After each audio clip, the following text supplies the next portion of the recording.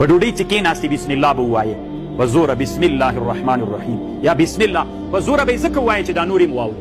یو دویم دا ده په آخر د طعام کې به الحمدلله وایې، خو که تا ډوډۍ خلاصه کړه نوره نه وه خلاصه کړې بیا به الحمدلله په زور نه وایې، ځکه چې ویې وایې بیا هلته بعضې داسې خلک دي هغوی وایي چې ده بس کړله بس موږ هم نه خورو.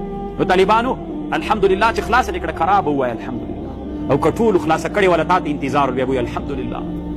فقها کتابونو کې داسې لیکي چې ډوډۍ دې خوړله اول به مالګه خورې په آخر کې به هم څه خورې، ابتدا د مالګې به په آخر کې هم کوې په ابتدا کې به هم کوې.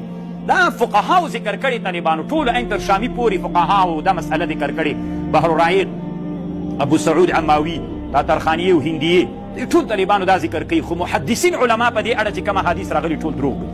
څوک دي؟ دروغ دي. محدثین وایي وی د مالګې په اړه چې ابتدا د طعام کې او په انتها د طعام کې راغلي دا ټول احادیث دروغ دي. فقها وایي چې ابتدا کې به یې څوک کوي مالګه خورې په انتها د طعام کې. اوس هم که تاسې فکر وکئ بعضې پیر صاحبان اوس هم دا کار کوي چې کله طعام د فقهاو په دې خو احادیث طالبانو په دې مسئله کې هېڅ اصل نه لري.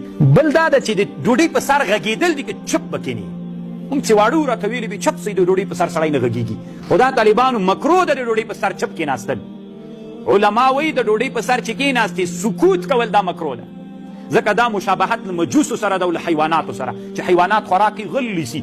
نو ادب دا ده چې د ډوډۍ په سر باندې به څوک کوي خبرې به کوي خو صالحې د ادب په چوکاټ کې به خبرې کوي، د صالحینو خبرې کوي، د هغوی حکایات به کوي، داسې بدې خبرې به نه کوي. سکوت مکروه ده.